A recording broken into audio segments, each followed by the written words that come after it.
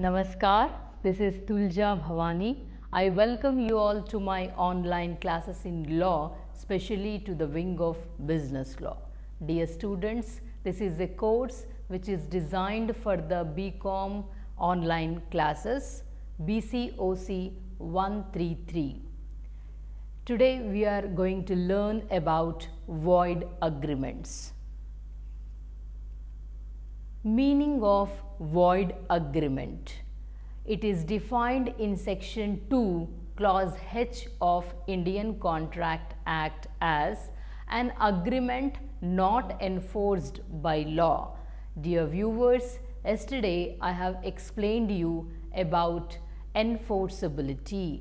Enforceability means if either of the party to the contract are not in a position to perform their contractual obligation, the aggrieved party has a right to sue to file a case against the other party for performance of the contract. So, an agreement not enforceable by law, any agreement which is not having enforceability in it are the void agreements. So, there are some agreements which are void ab initio. Void ab initio means these are the agreements which are void from the beginning they have been made. They cannot be enforced in the court of law. They are void from the beginning. So, what are those agreements which cannot be enforced in the beginning are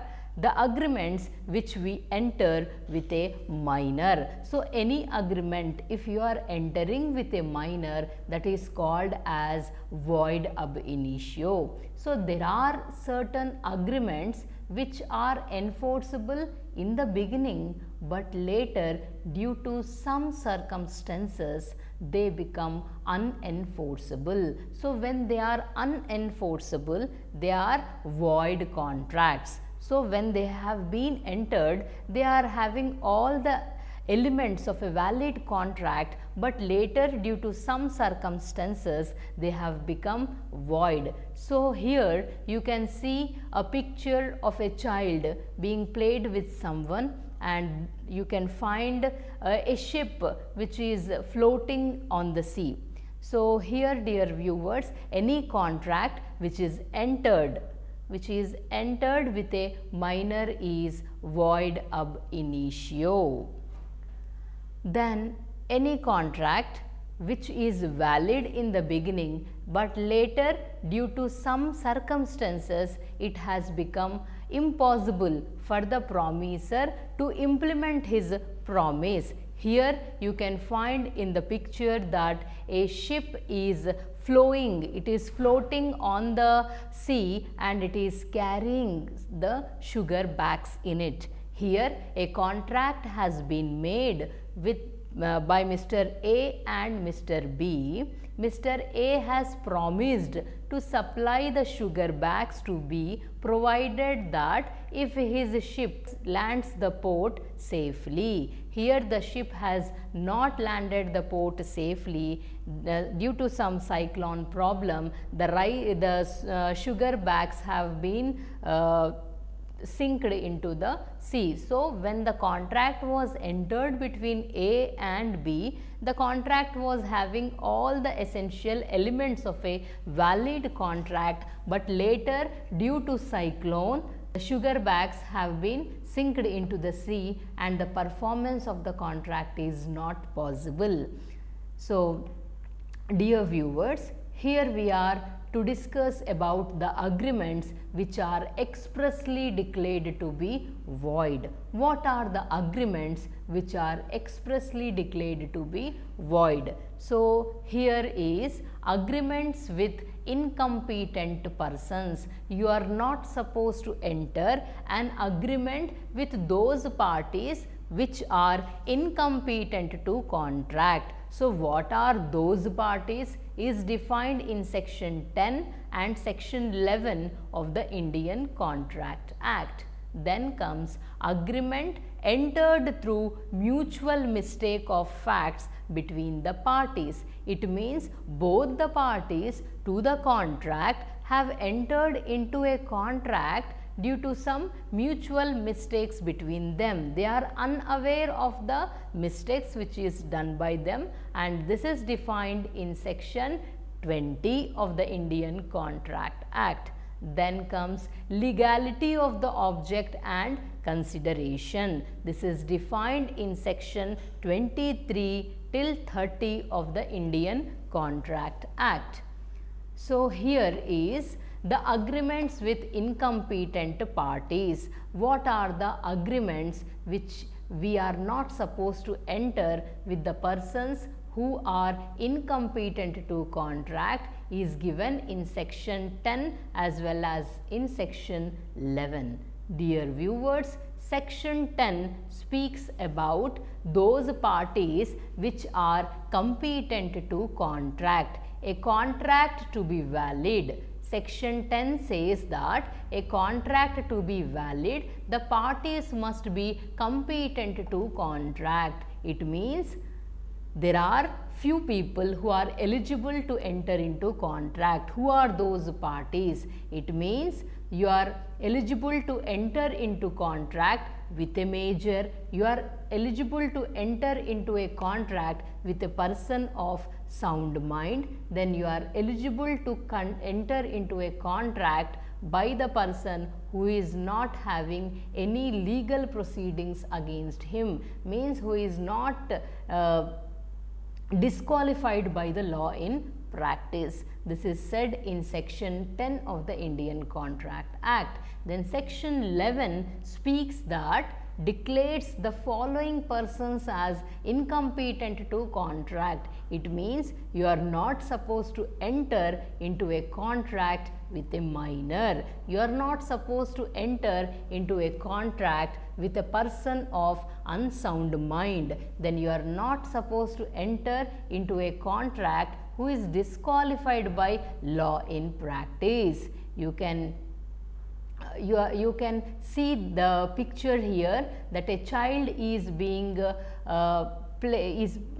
being played with his father, and you can see a drunkard who is having liquor in the bar. So, you are not supposed to enter any contract with a child because child do not have maturity of mind. They do not understand the terms and conditions of the contract. Likewise, you are not supposed to enter into contract with a drunkard because the drunkard will be in intoxicated state. Then you are not supposed to enter into contract with a person of unsound mind. You can find the picture of Gajini here, who does not remember anything. So, he is a person having, he is a lunatic patient. His mind does not work. If some incident take place, then he gets mentally disturbed and he is not in himself.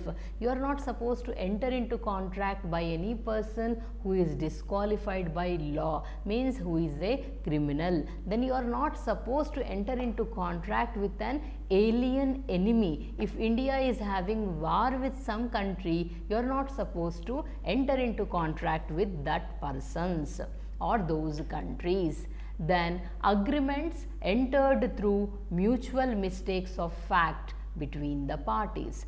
Dear viewers, the word mistake is nowhere defined in the Indian Contract Act, but it is said that any action, decision or judgment that produces unwanted and unintentional results is considered as a mistake. It means you are not supposed to do any action, or you are not supposed to take any decision or give any judgment that produces the unwanted and unintentional result. If it does so, it comes under mistakes. So, the parties intending to do one thing, here in case of mistakes, the parties are intending to do one thing, but something is happening. So, parties intending to do one thing, by error some other thing is happening. For example,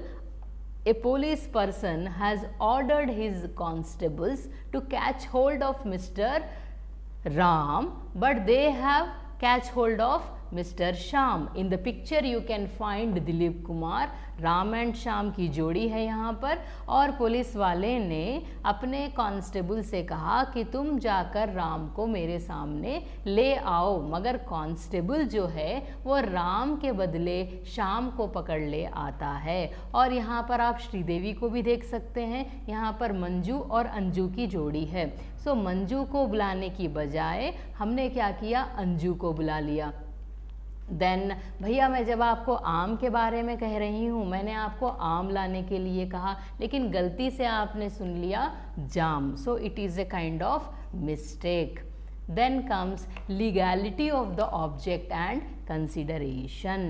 dear viewers, yesterday we have discussed, in our previous classes we have discussed about the essential elements of a valid contract. So there are 11 essential elements of a valid contract which makes the contract enforceable in the court of law. So out of the 11 essential elements, all are very essential, but the most important is the object and its consideration.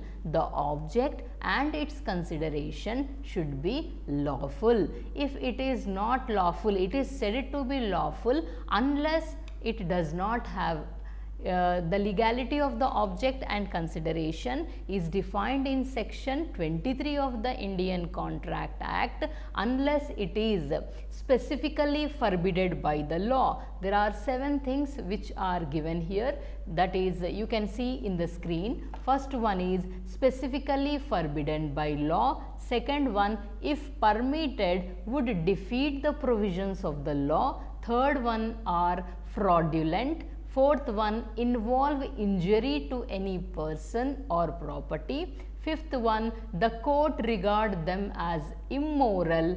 And sixth one is are opposed to public policy.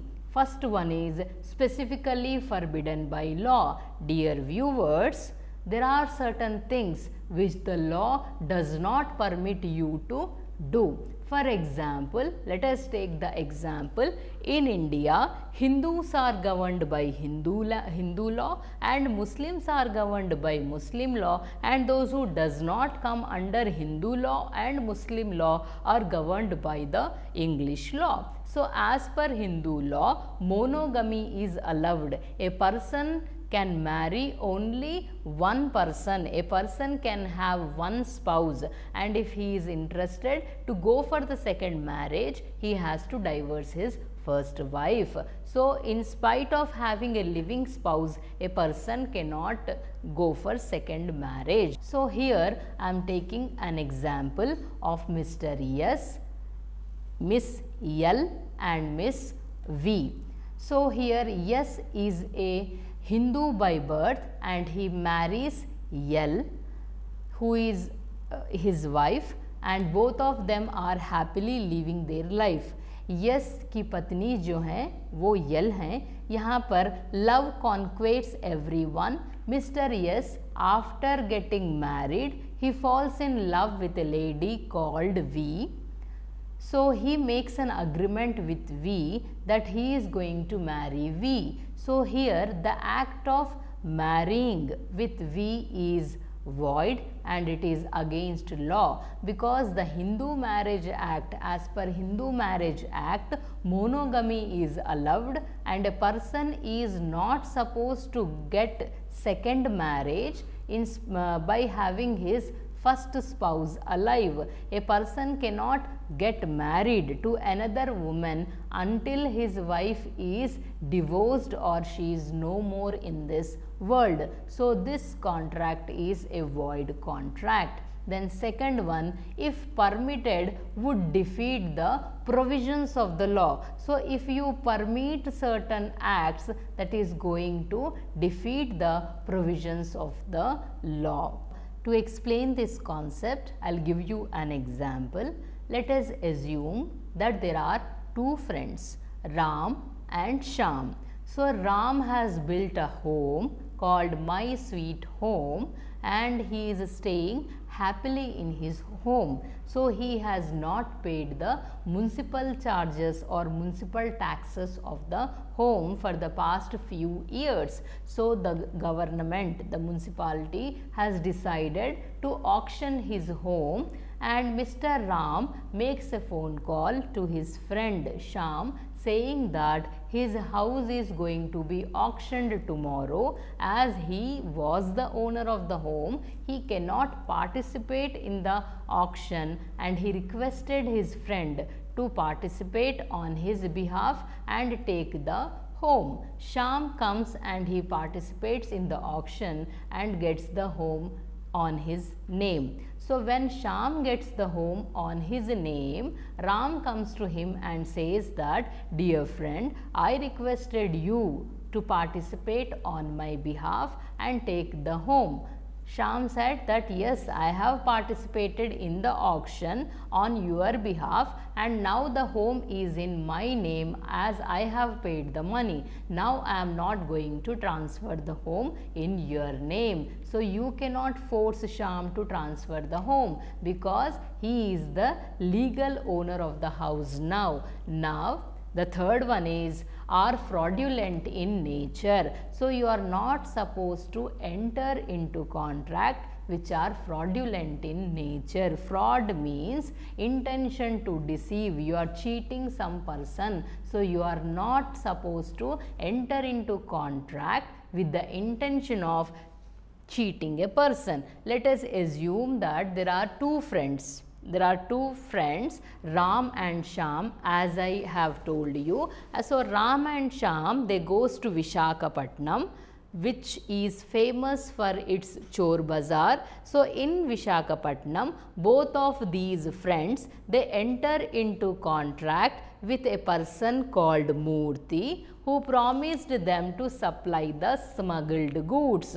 So here, dear viewers, Ram and Shyam, both of them have paid 1 lakh rupee to Mr. Murthy, and Mr. Murthy has failed to supply the goods.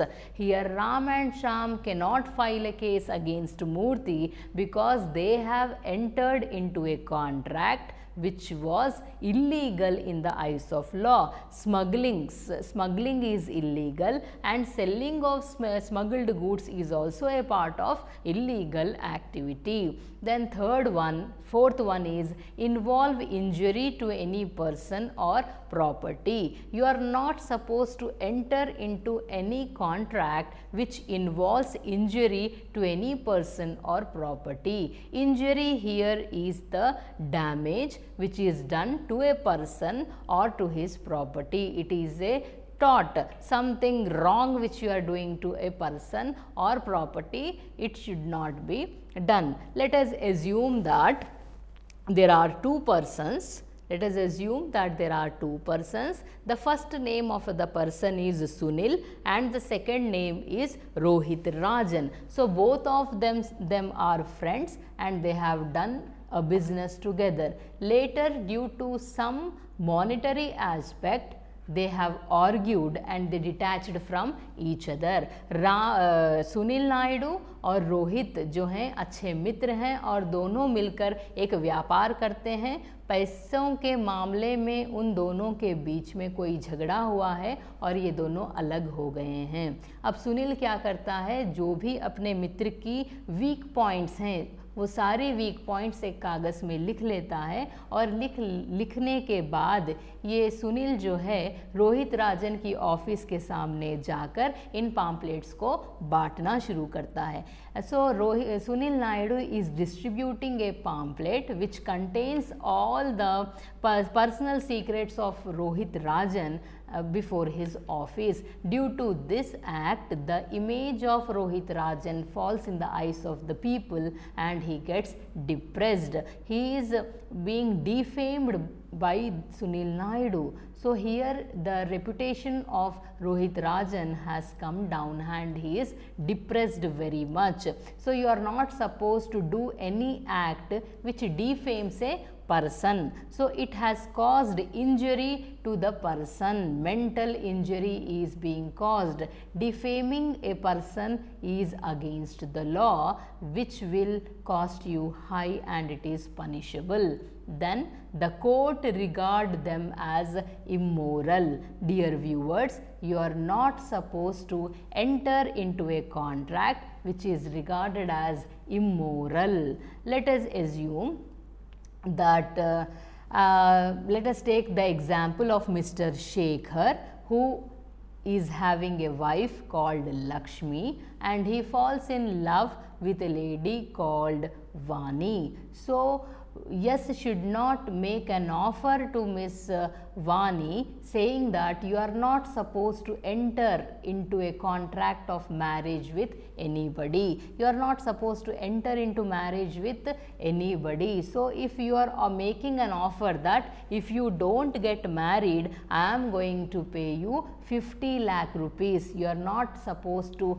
restrict a person from getting married. So if the court finds them as immoral, then the court will stop such kind of contracts and they are regarded as illegal. Then the sixth point is are opposed to public policies. Dear viewers, there are few contracts which are made in the interest of the public. They are made to protect the peace and harmony of the public. So there are certain contracts which are regarded as void because they are against the public policy. Agreements opposed to public policy. So what are the agreements which are opposed to public policy? Here in the screen you can find that there are 7 agreements which are opposed to public policy. First one is in restraint of marriage, which is defined in section 26 of the Indian Contract Act. Dear viewers, the Indian Constitution gives a right to every person to get married to the person of their choice without any caste, without seeing the difference of caste, without seeing any difference of religion, because marriage is regarded as a sacramental bond where the two souls become one. Second one is in restraint of trade, section 27. Dear viewers, the Indian Constitution has given you the freedom to carry the business or trade of your choice from Jammu Kashmir till Kanyakumari. Nobody has a right to restrict you. Nobody has a right to restrict you from carrying the trade. If they do so, then it is regarded as an agreement which is opposed to public policy. Third one is in restraint of legal proceedings. This is defined in section 28 of the Indian Contract Act. You are not supposed to stop any person from carrying his legal proceedings. If something happens to a person, if he is the aggrieved party, he can file a case against the other person and can claim the damages. So you are not supposed to stop the person from carrying his legal proceedings. Fourth one, void for uncertainty. This is defined in section 29 of the Indian Contract Act. If you are entering into any agreement on the basis of uncertainty, it means if you are entering into a contract or agreement, certainty of the object is mandatory. Your object should be certain and your terms should be clear. They should not be unambiguous. If I am saying you that I am going to sell you my car, it means the existence of car should be there. Illusionary words should not be spoken. Then to commit a crime, this is crime. Crime is an illegal act which is considered as an offense and it is punishable in the court of law. So you are not supposed to commit any crime. If two or more people they join together and plan to do something which causes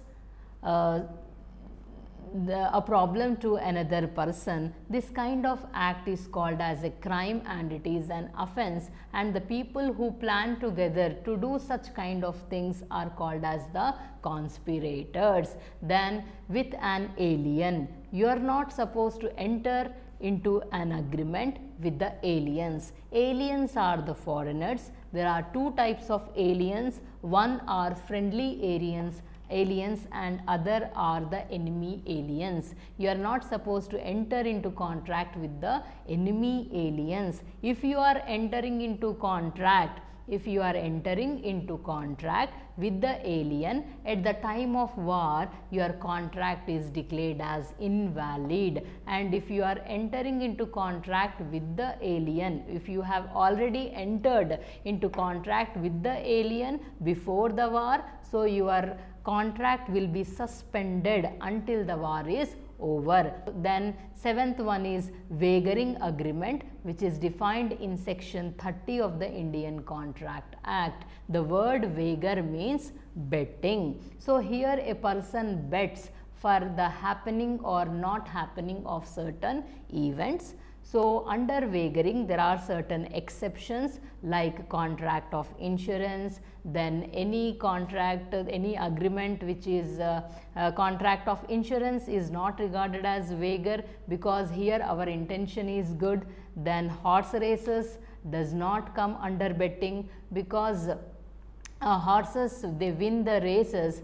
depending upon their talent and hard work. Then there are certain competitions which require a lot of preparation. Then thank you so much for giving me this opportunity. Jai Hind, Jai Bharat.